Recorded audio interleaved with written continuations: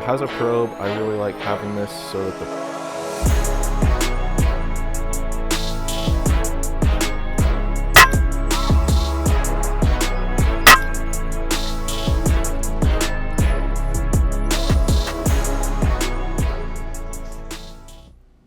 Alright, so I brought out my Notos Gen 1 today, and I brought out the Notos Gen 2.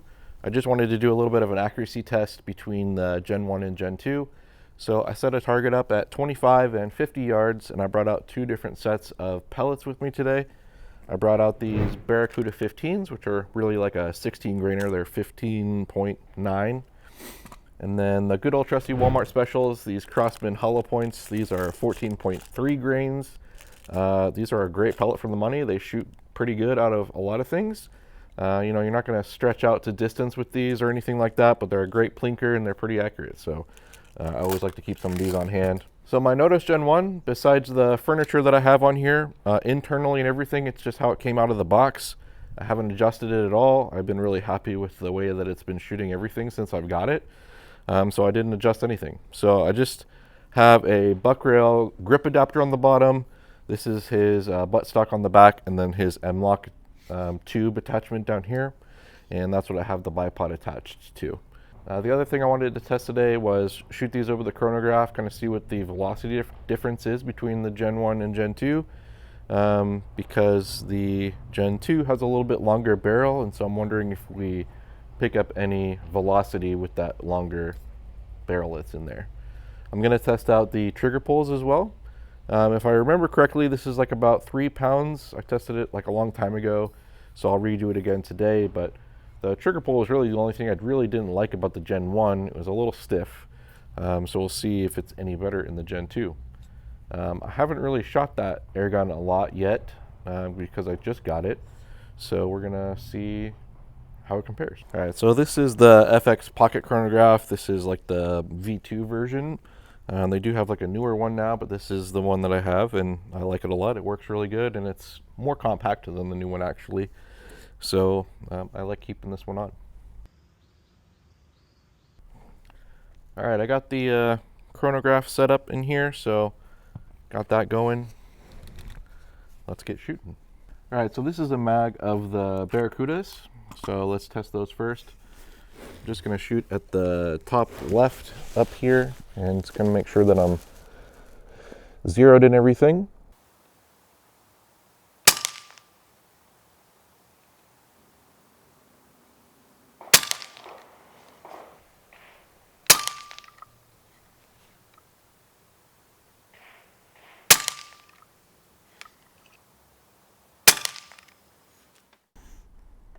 All right, so that was 5 shots up in the top left there, but let's make this safe and go get my other bag. All right, so here is the second target on the top here.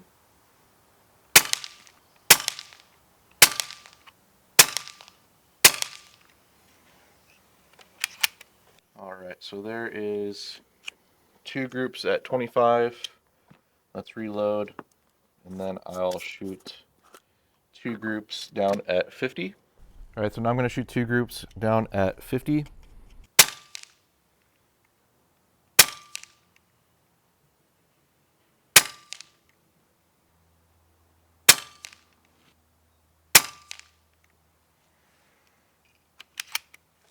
So just so you know, I haven't adjusted the scope at all, so I'm aiming at the top left, but it's dropping a target. That's the natural drop from the 25-0 that I have on here.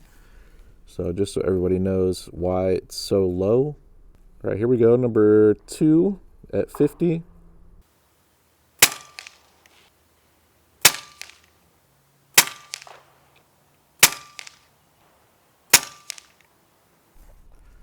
So that group seemed to be a little bit more left. I'm wondering if I just was not holding it level, but I'll have to check that in the camera later. So I had an extreme spread of 14 feet per second and a standard deviation of 2.8. So really that's not that bad, especially for pellets, and for the price of this airgun, I'm pretty impressed. All right, so next I'm going to swap to these Crossmans and then do the same thing. So shoot 2 groups at 25, 2 groups at 50.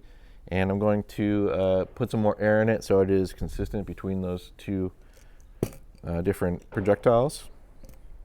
So one thing that I do like that they changed on the Gen 2 was they went away from the probe. So on the Gen 1, I have this little probe holder, and it holds your probe onto a Picatinny mount, and I really like these a lot. He makes them for some different air guns as well. But if it has a probe, I really like having this so that the probe stays on the air gun, so I'm not losing them all the time. So that goes in there, and let's top it off. All right.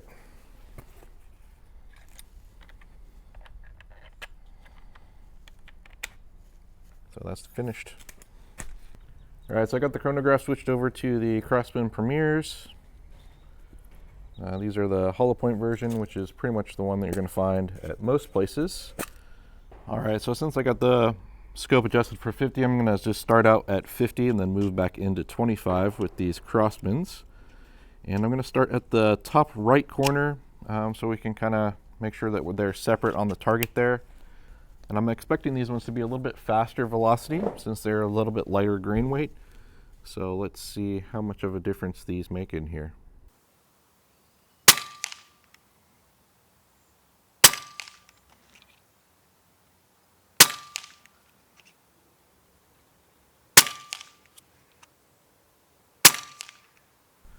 So I can't tell from here, but I think these might be a little bit more accurate. So I'm gonna have to check that when we get down there, but I'm going to start the second group now. So let's get going.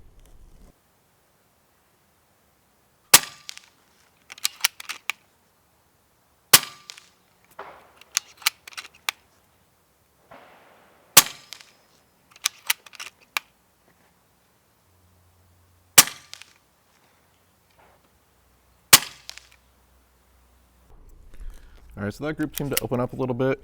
I'm not a bench press shooter or anything, so can't expect anything super great, but we'll see how these do at 25 now.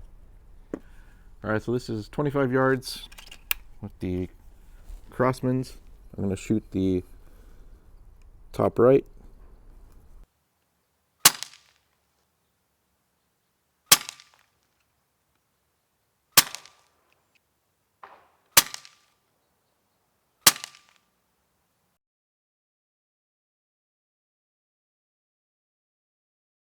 All right, pretty good group. So now I'm going to do a second group.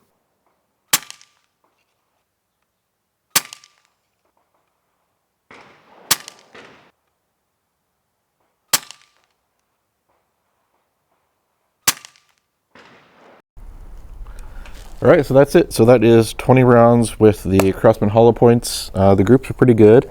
So far at 20 rounds, the extreme spread was 8 feet per second, and the standard deviation was 1.7. So those did really good. So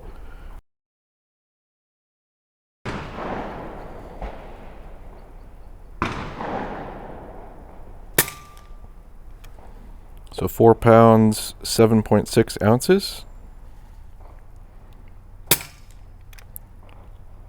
4 pounds, 4 ounces. 4 pounds, 5 ounces.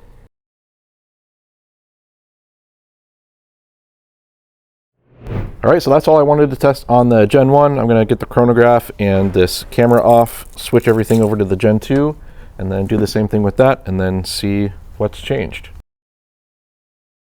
All right, so this is the Notos Gen 2. So there are a couple things that they changed on this. Obviously, longer barrel, more air capacity. It has a side charging handle instead of the little lever that's on the other one.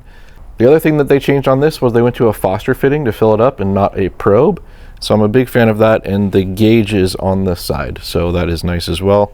And then in another video, I'll do shots per fill. I just don't have enough time today, but let's get going. All right, so I'm gonna start out with the Craftsmans since I have that tin open. I got the chronograph switched over to the Gen 2 with these pellets, and let's get going. So I'm gonna start at 25 yards and then move out to 50.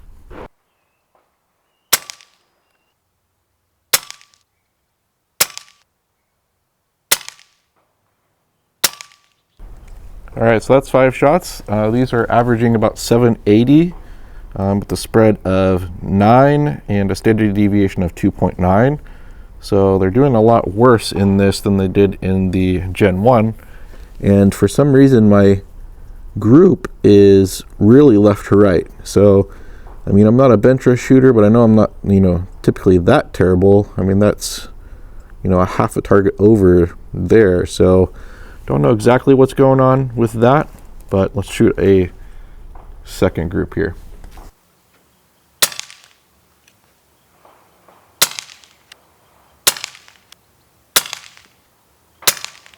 So I don't know what's going on with that first group, but the second group's pretty good. So maybe I'll shoot a third group. All right, so let me just shoot a third group with these crossbins just to see if anything crazy is going on. But yeah, see, all of a sudden it's, a half target to the right.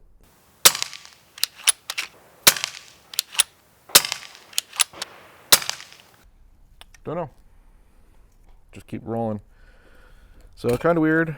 The optic is tight on here, and don't know. So I'll just have to see what happens. I'm going to switch to these Barracuda 15s, and we'll see how these ones do.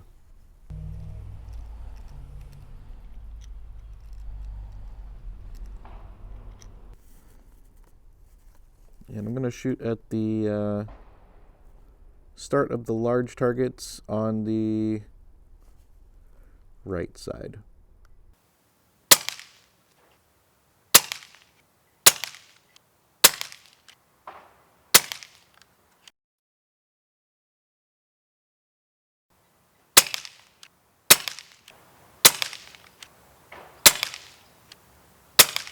All right, so these Barracudas are grouping much better than the Crossbins did out of this Gen 2. All right, so now I'm going to reload, shoot groups at 50, put some more air in it, and then test the Crossbins out at 50 and see if we still get anything weird going on with the Crossbins. All right, so I'm going to shoot these Barracudas at the 50 at the bottom left.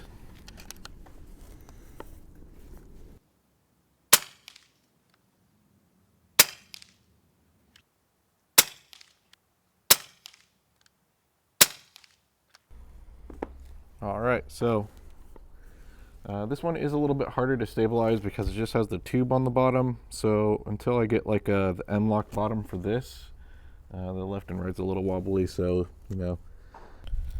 All right, so here we go with the crossbins out at 50 yards. I'm going to be aiming at the middle row of targets, so it will impact one area below that, and I'm shooting at the left side.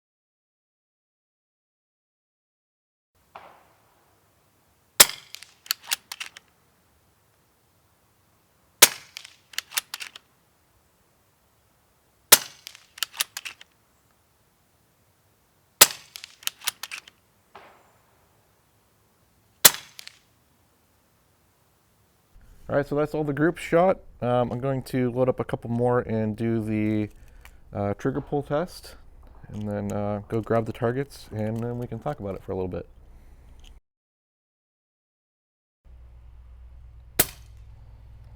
£4, 11 ounces. £4, 3 ounces.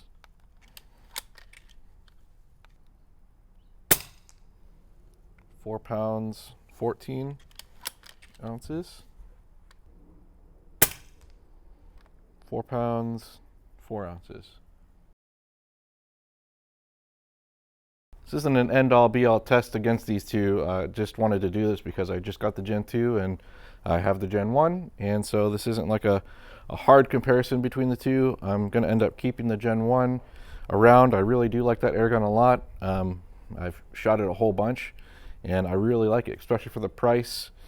This one is a little bit more, and I'll probably put a little bit more money into it to get the different stock options from buck rail, and the fore-end definitely would help a lot. So that's probably all I'm going to do to this one. So I'll probably do some more testing on the Gen 2. Let me know if there's anything you want to know about it. I will do a shots per fill test soon. I just have to get going, so I can't do that right now, but that will be coming up eventually. So anyways, guys, thanks for sticking around, and I'll see you next time. Bye.